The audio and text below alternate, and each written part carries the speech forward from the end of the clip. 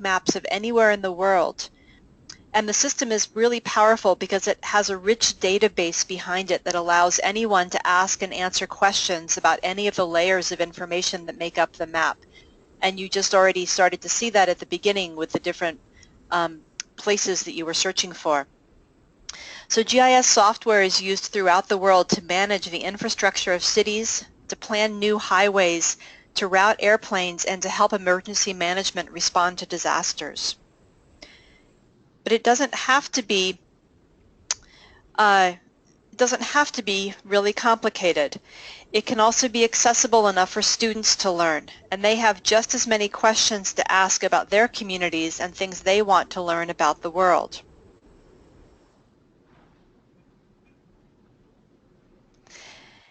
Organizing questions, figuring out answers, and reaching decisions is what we adults have to do all day long.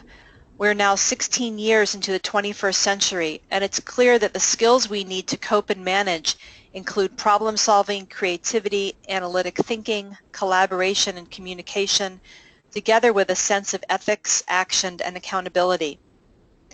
Using GIS isn't the only way to achieve competence and skills like these, of course, but this sustained and clever use of GIS has absolute and clear connections with every single one of these important areas of 21st century learning.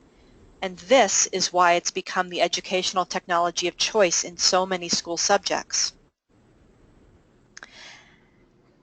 And its popularity keeps growing because students can become so successful with it. It's not just someone making a simple map and putting a pin down where their house or school is, although that's a great place to start. It's spatial analysis using real data that students may have collected themselves. And they learn the same tools and methods that professionals use and generate results and answers that are just as meaningful. As one type of technology, GIS is, and its uses for maps is just one part of it. It's really a much broader information technology that connects with many other digital technologies to collect information, such as unmanned aircraft systems. And learning how to use computer programming is an important part of it too. This is another key 21st century skill, to have students learn to not be afraid to learn how to code a little bit with computers. GIS is also involved with virtual and augmented reality, or learning to understand your real world by manipulating models of it, like this student who's playing with the topography, changing the way the topography might work with sand and understanding how the water changes, trying to understand flood dynamics. So GIS is the technology behind this, connected with a very smart sandbox. In a recent article on the global landscape of GIS in secondary education, researchers found a growing number of schools around the world had begun to integrate GIS into their national curriculum.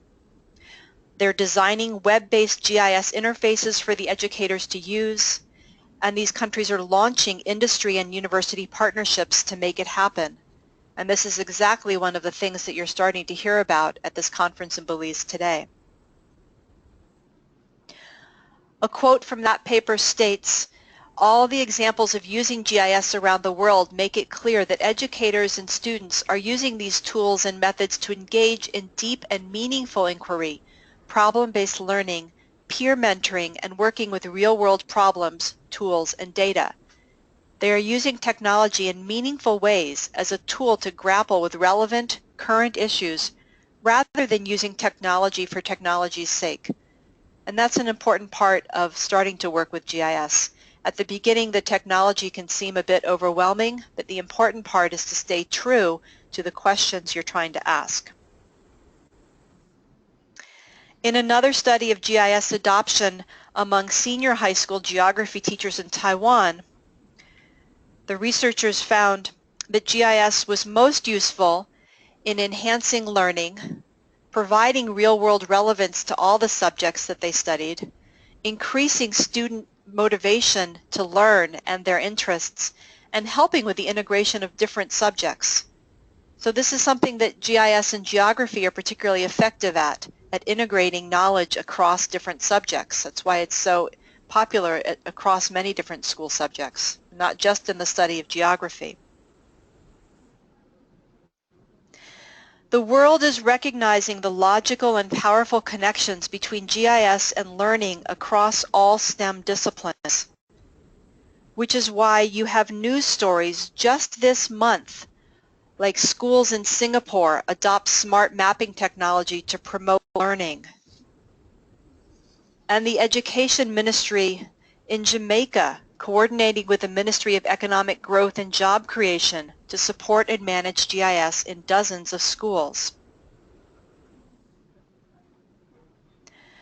For teachers and teacher educators, there is no better way to begin than just in the same way that you always teach and learn, from the start with single simple steps in a forward motion. Start small and keep it simple. GIS is a very flexible and accommodating technology, and its use can be integrated with learning in virtually every school subject. I always recommend beginning with a project in a local place because being familiar with a place makes you feel more confident in understanding the patterns of what is happening there when you're starting to study them with an unfamiliar tool. GIS isn't just for geographers to use. It's an enabling technology for any topic that deals with the natural and social world. So how do you begin? You start gaining confidence to understand how to ask a spatial question, and then let the technology help you reach answers. And just in your little activity today, I could hear that you were beginning to understand what it means to ask a spatial question. The Ministry of Education has significant opportunities to consider in this area. There is no need to overhaul the national curriculum to make GIS-supported learning be successful. You already have the subjects that lend themselves to geographical questions and spatial thinking, and what's needed is an organized effort, the local champions, basic infrastructure, and a commitment to new approaches to learning.